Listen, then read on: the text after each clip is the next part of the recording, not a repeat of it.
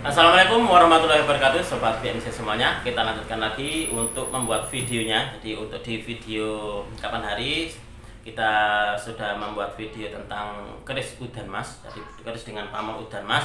Lalu juga ada video antikan, jadi dua cincin antik saya. Dan di video ini adalah juga kelanjutannya sobat semuanya. Di video ini nanti saya ingin mengajakkan semuanya untuk melihat dari salah satu dari koleksi pusaka saya. Nah, coba saya akan menunjukkan kepada sobat semuanya. Nah, ini adalah wujud dari pusakanya. Dan ini sangat berat banget gitu. Ini kok berat banget gitu. Kalau kalian melihat seperti ini, mungkin kalian juga sudah tahu, wah, ini yang akan direview oleh Mas Tony mungkin adalah pusaka petok. Nah, memang benar ini adalah pusaka petok sobat. Dan ini bisa dikatakan apa ya? Sangat-sangat lebar banget gitu. Kemarin ini saya mendapatkannya dari salah seorang rekan, bisa dikatakan hunter ya, bisa dikatakan biasa mencari-cari di ini loh, di kampung-kampung itu, salah seorang rekan dari Kediri. Dan saya mendapatkannya cuma bilahnya saja dan juga warangkanya. Dan untuk di dedernya ini tidak apa ya, tidak ada deder dan juga mendaknya tidak ada. Dan akhirnya terus karena di rumah ada ini deder yang nganggur, tak lihat kok, wah ini kok kayaknya pas gitu. Akhirnya saya pasangkan di sini dan saya serviskan. Akhirnya jadinya seperti ini. Ini sangat berat banget ini sobat untuk di pusakanya. Coba saya akan tunjukkan kepada sobat semuanya.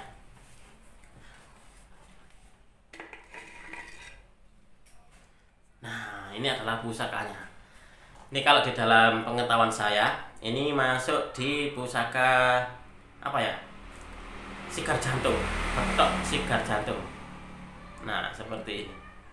Karena kapan hari itu beliau pun juga bilang, itu Mas Tony, betok sigar jantung katanya gitu. Nah, tapi kalau kita melihat di sini sobat, kita melihat di sini ada sogokannya. Kalau nggak salah di dalam pengetahuan saya, kalau seperti ini maksudnya di jalak ya, jalak budo, jalak budo. Nah, seperti ini. Nah, untuk di pusaka betok terus jalak budo itu adalah salah satu dari pusaka-pusaka tende sobat. Pusaka tende itu konon di dalam pengetahuan Tosan Aji itu tuahnya untuk meredam dari apabila kita memiliki pusaka dengan aura atau energi yang apa ya, bisa dikatakan itu ngedap-ngedapi itu agak-agak saya nggak mau bilang ganas gitu ya, bukan ganas gitu, seperti itu, agak-agak ngedap-ngedapi, agak-agak tinggi lah gitu. Nah, jadi pusaka petok ini bisa menjadi sebuah tindihnya gitu, bisa menjadi sebuah peredamnya, itu seperti itu.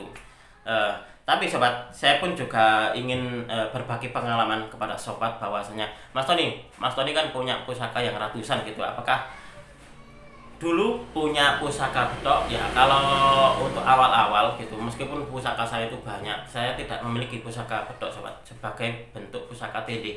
Jadi saya ingin juga meluruskan kepada di sini apa ya, dalam sudut pandang saya gitu, dalam sudut pandang saya memang untuk kelengkapan gitu, untuk kelengkapan kalau kita memiliki sebuah pusaka gitu ya, memang biar lengkap kita mempunyai pusaka tende. Pusaka tende itu tidak serta merta berbentuk betok ataupun jalak budo gitu, bukan seperti itu saja sobat. Karena apa? Karena di dalam pengetahuan Tosan Aji yang saya pelajari, tombak kontul ngelangak, tombak banyak anggrem itu pun ternyata juga bisa dipakai untuk sebagai pusaka tindih atau pusaka peredam. Dan ternyata kapan hari itu juga saya memiliki atau menemukan sebuah artikel bahwasanya bukan cuma untuk dibetok, bukan cuma di jalak budo ataupun juga tombak kontul ngelangak ataupun juga tombak banyak anggrem, ternyata keris yang bergonjo iras itu pun juga bisa digunakan untuk sebagai pusaka tindih atau pusaka peredam. Nah, ini kan adalah salah satu dari pengetahuan Tosan Aji baru sobat. Karena kemarin saya mendapatkan artikelnya, mungkin nanti akan saya sertakan di video tentang artikel bahwasanya gonjo iras itu ternyata juga bisa dipakai untuk pusaka tindih. Nah, seperti itu sobat. Nah, mungkin ini adalah salah satu dari pengetahuan baru ya, karena saya pun juga seperti itu. Dulu awalnya saya bermain di pusaka, wah belum punya pusaka tindih nih teman-teman. Mas Tony harusnya punya pusaka tindih seperti kayak bedok, seperti pusaka anu.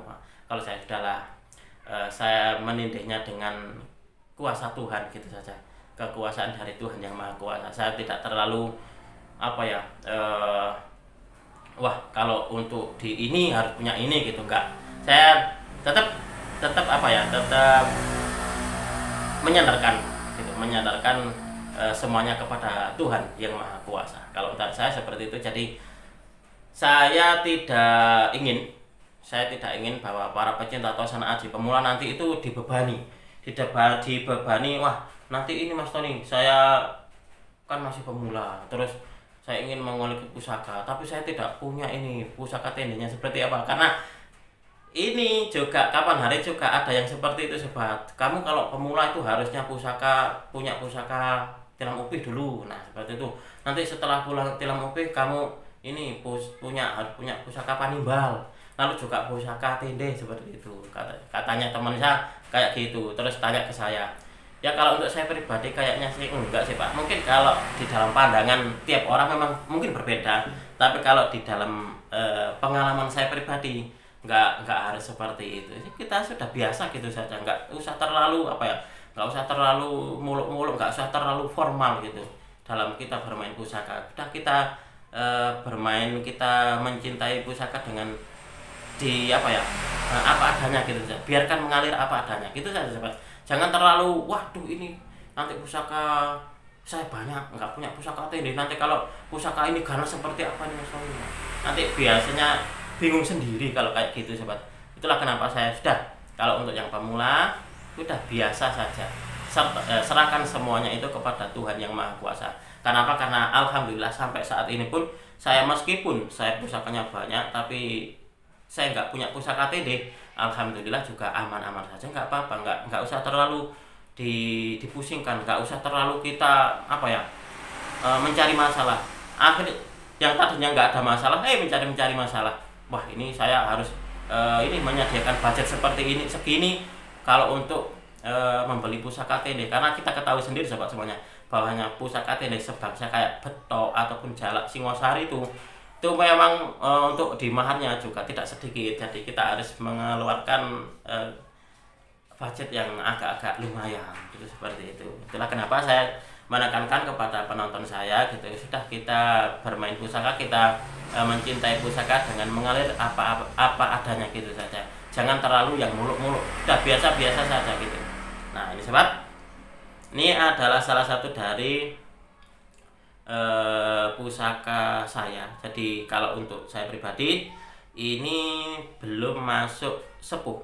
Nah, ini belum masuk sepuh, dan penjualnya pun juga teman saya itu juga bilang ini memang bukan masuk sepuh Mas Tony, tapi ini adalah rawatan dari orang kampung, dari pemiliknya. Jadi ini dirawat. Jadi bisa dikatakan dipusakakan dari ini sigar jantung ini sobat. Nah, seperti ini. Akan saya balik untuk kameranya biar kalian juga melihatnya lebih detail. Siapa tahu ini di antara sobat semuanya ini ada yang berminat dengan pusaka ini. Oke sobat semuanya, saya ajak kalian untuk melihatnya. Nah ini adalah wujud dari pusakanya. Nah kapan hari itu beliau bilangnya adalah betok sigar jantungnya. Nah seperti ini. Ini gedeblak ya. Kalau gedeblak itu bahasa Jawa. Bahasa Jawanya itu, kalau bahasa Indonesia itu besar dan juga ini lebar, itu gedeblak. Kayak gini sahabat. Nah sebenarnya ini bagus banget ya. Ini masih belum saya warangi, saya biarkan apa adanya seperti ini. Jadi waktu mendapatkannya pun juga seperti ini sobat. Nah ini meskipun ini belum masuk sepuh, kalau untuk saya pribadi ini garap bagus sobat. Ini garapnya bagus.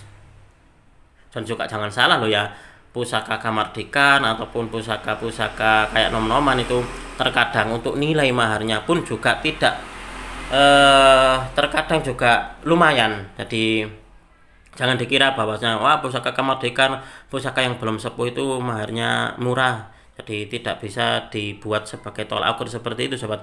Bahwasanya meskipun katakanlah kamardikan kalau garapnya bagus, nah garapnya bagus dan dia juga ada motif tertentu, dikasih kayak berlian atau apa, itu juga pasti bisa mahal harganya. Jadi kita melihat dari garapnya, garap pusakanya. Kalau memang bagus itu biasanya pun juga terkadang mahal sobat, meskipun pusaka Kamardikan. Nah ini, coba saya ini kalau di bagian sini ini ada semacam kayak apa ya? Kayak semacam ini apa ini sobat? Kayak kalau di dalam pengetahuan Tasan Aji mungkin ini semacam kayak pamor munggul gitu ya. Nah ini kok saya baru tahu ini tadi sobat. Dan ini sangat keras banget ya. Nah kalau untuk yang lainnya, nah di lainnya ini dia tidak ada sobat. Dan saya baru tahunya ini tadi. Nah coba kalian amati untuk di bilahnya. Nah bilahnya seperti ini. Nah seperti ini. Ini masih sangat-sangat apa ya, bisa dikatakan ya memang garapnya bagus banget ini. Garapnya pun juga luas. Nah ini loh yang jadi pertanyaan, yang baru saja saya tahu. Nah ini sobat, dan ini sangat keras banget ini ya. Kalau di dalam pengetahuan Tasan Aji ada yang namanya pamor munggul. Coba mungkin ya akan saya buka untuk di buku ensiklopedia keris tentang keterangan pamor munggul. Saya kok baru tahu ini tadinya kapan hari itu saya juga nggak tahu kalau ada yang kayak gitu. Bentar biar saya cari dulu sobat ini. Oke sobat semuanya, saya sudah mendapatkan dari keterangan di buku ensiklopedia keris tentang pamor munggul. Adalah pamor yang bentuknya seperti bisul menonjol dari permukaan bilah keris atau tombak. Ukurannya kira-kira sebesar biji kacang hijau atau sedikit lebih besar. Pamor munggul ini keras sekali. Dikikir dengan kikir baja biasa tidak dapat hilang karena besar kemungkinan terjadi karena adanya kandungan titanium dalam kadar yang tinggi pada benjolan itu. Pamor munggul tergolong pamor yang dianggap baik, langka, dan sukar didapatkan. Selain pada keris-keris buatan Jawa, pamor munggul seringkali juga ditemui pada batik-batik dan keris buatan Bugis dan Luwu. Orang Bugis menyebutnya dengan istilah pamor tumbuh. Nah, di sini ini pamor tumbuh atau pamor hidup. Karena kalau diperhatikan benar, pamor munggul itu memang tampak makin besar dari tahun ke tahun. Nah, kalau di dalam gambarnya seperti ini sobat. Ini adalah pamor munggul seperti ini. Nah, di sini dua macam pamor munggul, yang bundar dan lonjong. Nah, ini yang bulat. Nah, kalau yang ini hampir sama dengan yang ini tadi sobat. Saya baru tahu ini tadi. Jadi saya waktu mendapatkannya dulu saya tidak begitu memperhatikan dengan sangat-sangat teliti. Saya baru tahunya ini tadi. Nah, bulat seperti ini. Nah, kalau untuk lonjong seperti ini, nah, pamor simbang yaitu pamor munggul yang menempati bagian gandik atau kembang kacang. Nah, ini adalah pamor simbang. Nah, pamor simbang ini sobat semuanya, saya juga kapan hari mendapatkan pamor simbang seperti ini. Ini untuk posisi sekarang masih saya serviskan untuk diwarangkannya. Mungkin nanti setelah saya warangi, jadi memang sudah saya warangi. Dan ini masih digarap warangkannya oleh tukang saya. Jadi nanti mungkin akan saya bikin review sendiri setelah jadi. Nah, lanjut lagi sobat. Banyak pecinta keris yakin jika sebilah keris ada pamor munggulnya.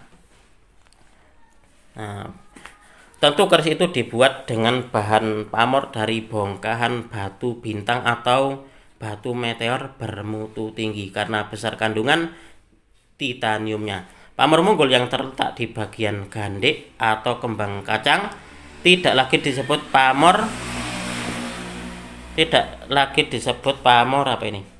munggul, melainkan memiliki nama sendiri. Kalau pamor munggul itu hanya disebut pamor simbang Patawi. Nah, kalau untuk di ini cuma sebuah gini, ini disebut simbang Patawi. Kalau dua buah simbang kurung, sedangkan kalau tiga disebut simbang raja. Nah, saya kebetulan yang mempunyai itu adalah pamor di sini namanya adalah simbang Patawi kalau nggak salah, cuma satu Dibandingkan dengan pamor munggul yang terletak di bagian lain yang ada di bagian gandik atau kembang kacang, ini dianggap lebih tinggi nilainya, dan dengan demikian lebih tinggi pula nilai mas kawinnya. Nah, terjadinya pamor munggul diduga terjadi karena bahan pamor yang digunakan adalah batu meteor yang kebetulan memiliki kandungan kadar titanium tinggi. Ketika keris itu baru selesai dibuat, permukaan pamor itu masih rata dengan permukaan bilahnya. Tetapi setelah ratusan tahun dan besi bilah itu semakin aus, termakan karat, sedangkan bagian pamornya tidak. Pamor itu makin lama makin menonjol ke permukaan bilah. Jadi cukup beralasan bila orang Bugis menyebutnya pamor hidup, karena pamor itu memang tumbuh makin lama makin besar. Nah, seperti itu sobat. Nah, seperti ini. Nah, kayak gini, ini adalah pamor munggul. Nah, apakah di garis ini masuk di pamor munggul atau tidak ya? Ini keras banget ini soalnya. Nah, ini sobat. Dan saya baru tahunya ini tadi.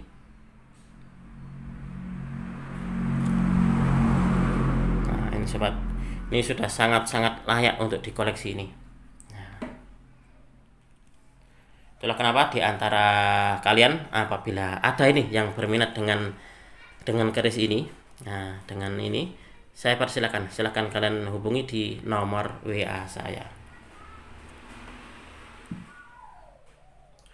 Nah, demikianlah tadi sobat, kita sudah mereview bersama-sama tentang salah satu dari koleksi Galeri Bumi Mojopahit. Dalam hal ini adalah ini berdapur menurut pemiliknya dulu, ini adalah betok sigar jantung, dan ternyata setelah kita review bersama-sama tadi sobat, ada semacam kayak besi yang ada di sininya. Nah, ini apakah masuk di pamor munggul ataukah seperti apa? Saya persilakan bagi kalian untuk berargumentasi. Silakan kalian tulis di kolom komentar apakah ini memang benar masuk di pamor munggul ataukah memang cuma kebetulan gitu saja ada titik besi yang dia menonjol seperti ini dan warnanya berbeda dengan bilah yang lainnya. Semoga video ini bisa sedikit menambah pengetahuan dan juga wawasan kepada kalian, khususnya bagi kalian para pecinta tosan aji pemula. Apabila ada kesalahan dan juga ada kekurangan di dalam saya menyampaikan review tadi, saya memohon maaf yang sebesar-besarnya. Dari saya cukup sekian. Terima kasih dan wassalamualaikum warahmatullahi wabarakatuh. Rahayu, rahayu, rahayu.